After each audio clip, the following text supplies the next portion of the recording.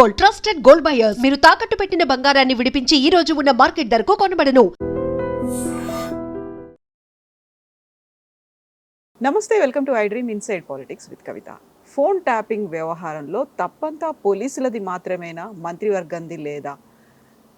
ఎందుకని బీఆర్ఎస్ పార్టీని వీడి బయటికి రావాల్సినటువంటి పరిస్థితులు వచ్చాయి? ఎట్ ద సేమ్ టైం వరంగల్కి చెందినటువంటి మాజీ ఎమ్మెల్యే ఆరూరి రమేష్ తిరిగి మళ్ళీ బీఆర్ఎస్ పార్టీలో ఎందుకు జాయిన్ అయ్యారు, బీజేపీని ఎందుకు వదిలిపెట్టారు? మనతో పాటుగా ఉన్నారు మల్కాజ్గిరి ఎంపీ ఈటెల రాజేందర్ గారు. హలో అన్న, నమస్తే. నమస్కారం. ఎట్లున్నారు మీరు? బాగున్నామ్మా. ఏమవుతుంది ఫోన్ ట్యాపింగ్ వ్యవహారం అంతా?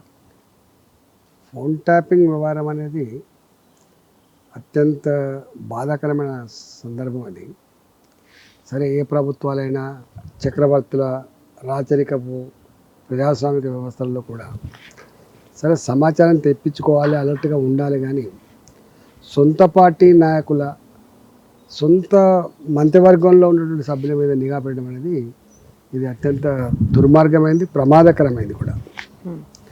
దీంట్లో నిన్న ఎవరో కామెంట్ చేస్తూ చూసినా, పోలీసులు వాళ్ళంతా వాళ్ళే నిర్ణయించుకుంటారు ఫోన్ ఎవరిది ట్యాప్ చేయాలి, ఎవరిది మీద నిఘా పెట్టాలనేది అది చెప్పింది.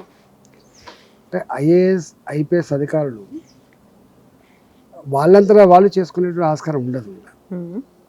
కానీ బాసుల ఆదేశాలతో ఏది పద్ధతి చేసేటువంటి నీచాన్ని కూడా ఉడిగట్టద్దు. రెండు విషయాలు ఇక్కడ. ఐఏఎస్లకు ఐపీఎస్లకి పైన సమాచారం లేకుండా, ముఖ్యమంత్రితో సమాచారం లేకుండా, హోంమంత్రులతో సమాచారం లేకుండా వీళ్ళుగా ఫోన్ ట్యాప్ చేసుకొని వినేటువంటి అధికారం ఉండదు.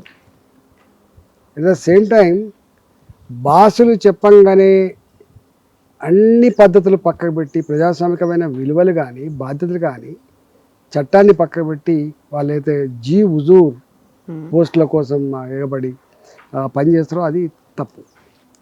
దీని మీద అంతకుముందు కూడా ఫోన్ ట్యాపింగ్ ఉండొచ్చు, కానీ బయటికి రాకపోవచ్చు. ఇది విశృంఖలంగా జరిగింది కాబట్టి, ఇది మరీ ప్రమాదకర స్థాయికి ఎదిగింది కాబట్టి ఇవాళ ఇది బయటకు వచ్చింది. దీని మీద ఏదో సిట్ అయితే వేసిందో సమగ్రమైన దర్యాప్తు జరిపించాలి. దీంట్లో ఎవరైతే దోషులుగా ఉన్నారో వాళ్ళని పనిష్ చేయాలి.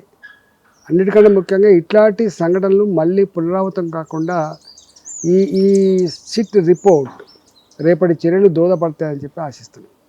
సో సిట్ అనేది ఇప్పుడు విచారణ జరుపుతోంది. అది ఎడతెగని ఒక సీరియల్లా కొనసాగుతోంది, కాలక్షేప కథ చిత్రంలాగా ఉంది అనేటువంటి మాటల్ని బీఆర్ఎస్ లీడర్లు చెప్తున్నారు. బట్ అక్కడ నిజంగా ఏం జరిగింది, ఎవరు చేయించారు, ఎందుకు చేయించారు అనేది ఏదైనా బయటకు వస్తుంది? పాత్రధారులు, సూత్రధారులు ఎవరు, బాధ్యులు ఎవరు, బాధితులు ఎవరు, ఇవన్నీ బయటకు వస్తాయని మీరు అనుకుంటున్నారా? అంటే గవర్నమెంట్ కనుక నిజాయితీ ఉంటే కేవలం పొలిటికల్గా వేధించాలి, దాని నుంచి రాజకీయ లబ్ధి పొందాలంటే నీచపు చిన్న ఆలోచన ఉంటే ఏం చెప్పలేం. కానీ నిజంగానే కనుక అంటే ఆనాడు వీళ్ళంతా బాధితులుగా ఉన్నామని చెప్పి అంటున్నారు కాబట్టి, మేము కూడా ఫోన్ ట్యాపింగ్లో బాధితులం, స్వేచ్ఛ కోల్పోయినాం, అనేక రకాల ఇబ్బందులు పడ్డామని వీళ్ళు అంటున్నారు కాబట్టి, ఒకవేళ అది నిజమే అయితే వాళ్ళు దీని మీద న్యాయ విచారణ జరిపించాలి, లేదా సిట్ విచారణ అయినా సమగ్రంగా రావాలి. తప్పకుండా దాని మీద చర్యలు చేపట్టాలి. ఇది మళ్ళీ పునరావృతం కాకుండా ఉండాలని నేను చెప్తుందో అది జరిగి తీరాలి. పునరావృతం కాకుండా ఉండాలి అంటే ఇప్పుడున్నటువంటి కాంగ్రెస్ ప్రభుత్వం కూడా ఫోన్ ట్యాపింగ్లు చేయిస్తోంది అనేటువంటి మాట అటు బీజేపీ లీడర్లు, బీఆర్ఎస్ లీడర్లు కూడా చెప్తున్నారు కదా. ఎక్కడ పోతే తప్పించుకోజాలరు. అంటే గింత జరిగిన తర్వాత గింత అసహించుకునే స్థాయికి ఎదిగిన తర్వాత మళ్ళీ ఇప్పుడు అదే ఏ కాంగ్రెస్ ప్రభుత్వం అయితే ఏ కాంగ్రెస్ పార్టీ అయితే అన్నట్టు విమర్శించిందో, ఇవాళ అదే కాంగ్రెస్ పార్టీ అధికారంకి వచ్చిన తర్వాత మళ్ళీ వాళ్ళు కూడా గది చిల్లర పనిచేస్తే తప్పకుండా మూల్యం చెల్లించక తప్పదు. ఇది మంచిది కాదు. సో మీకు అనిపిస్తుందా ఈ ప్రభుత్వం కూడా చేస్తుంది ఫోన్ ట్యాపింగ్ అని అంటున్నారు కొద్దిమంది? ఇప్పుడు సంఘ విద్రోహ శక్తులు కావచ్చు, రక్షణ సంబంధించిన వ్యవహారాలలో ఎవరు తలదూర్చి జాలరు. ప్రభుత్వాలకు, పోలీస్ డిపార్ట్మెంట్కి ఆ స్వేచ్ఛ ఉంటుంది. కానీ దాని పేరిట సొంత మంత్రుల, ప్రతిపక్ష నాయకుల మీద నిఘా పెట్టే పద్ధతి మంచిది కాదు. మీకు అనుమానం ఏమన్నా వచ్చిందా? ఇప్పుడు వీళ్ళు చేస్తున్నారు, ఈ ప్రభుత్వంలో కూడా అదే జరుగుతుంది అనేది. ఎక్కడ వస్తుంది ఇప్పుడే ఎక్కడ ఇంకా సమయం రాలేదా? ఇప్పుడు మళ్ళీ ఎలక్షన్స్ వచ్చినాయి, లోకల్ బాడీ ఎలక్షన్స్ వచ్చినాయి కాబట్టి ఇప్పుడు కొంచెం ఎక్కువ యూజ్ చేసుకుంటారా ఆ టెక్నాలజీని వీళ్ళు? మళ్ళీ ఏం చేస్తారండి? చేసుకొని ఏం ఫాయిదా, ఏం లాభం చెప్పండి? చేస్తుండొచ్చు, ఇప్పుడు మేము హుజరాబాద్ ఎన్నికలు ఉన్నాయి, మొత్తం మాకు సంబంధించిన 100 ఫోన్ల మీద నిఘా పెట్టుకున్నారు. ఇవాళ మాట్లాడినోడు రేపు ఉండకపోవు. ఇవాళ ఏదైనా చిన్న పని వాళ్ళకి సమాజం తెలవగా దాన్ని మొత్తం కబ్జా పెట్టుకునేది. మునుగోడు ఎన్నికలప్పుడు కూడా ప్రత్యేక చూసినాము. వీళ్ళు కూడా ఆ పని చేసిన అనుకోండి, ఎన్నడో ఒకనాడు బయటికి రాక తప్పదు. ఎందుకంటే 100కు 100% అధికారులు వాళ్ళ మనుషులే అనే భ్రమలలో ఉంటే తప్పు. ఇవన్నీ ఘర్షణలో భాగంగా అప్పుడప్పుడు బయటకు వస్తూ ఉంటాయి. అధికారుల మధ్య ఉండేటువంటి ఆధిపత్య పోరు కావచ్చు, అధికారులు ఉన్నటువంటి డివిజన్ కావచ్చు, లేకపోతే అందులో కూడా కొంతమంది అణచివేతకు గురైన వాళ్ళు ఉంటారు, ఇబ్బందికి గురైన ఉంటారు. కాబట్టి ఇట్లాంటి ఘర్షణలలో ఏదో ఒకనాడు తప్పకుండా ఇలాంటి బయటికి వస్తాయి. ఆ విషయాన్ని మర్చిపోవద్దు. సో ఇప్పుడు ఈ సిట్ విచారణలో వస్తున్నటువంటి లీక్ అని బీఆర్ఎస్ అంటున్నప్పటికి కూడా చాలా కీలకంగా మాట్లాడుతున్నది, అక్కడ ఒక పెద్ద ఆయన చెప్పారు కాబట్టి చేశారనేది, పేపర్ల మీద నెంబర్లు రాసి ఇచ్చారని. ఆ బిగ్ బాస్ ఎవరని మీరు అనుకుంటున్నారు? అటు పోలీస్ ఆఫీసరా? జనరల్గా ఒక్కటేనండి, ఇవన్నీ దీంట్లో ఇటు అటు ఎరవడంతో పూసి కొట్టాల్సిన అక్కర్ లేదు, ముసలగుద్దులాటే చెప్పాల్సిన అక్కర్ లేదు. బాజాప్తా లా అండ్ ఆర్డర్ ఎప్పుడు ముఖ్యమంత్రి దగ్గరనే ఉంటుంది. బాజాప్తా ఇంటెలిజెన్స్ వ్యవస్థ జవాబుదారితనం ముఖ్యమంత్రికే ఉంటుంది, రిపోర్ట్ ఇస్తుంది. బాజాప్తా ముఖ్యమంత్రి గారే మొత్తం వ్యవస్థలు ఎట్లున్నాయి ఎట్లా నడుస్తున్న రిపోర్ట్ తీసుకుంటారు. కాబట్టి ఫోన్ ట్యాపింగ్ వ్యవహారంలో ముఖ్యమంత్రి గారి సంబంధం లేకుండా ఎట్లుంటుందండి?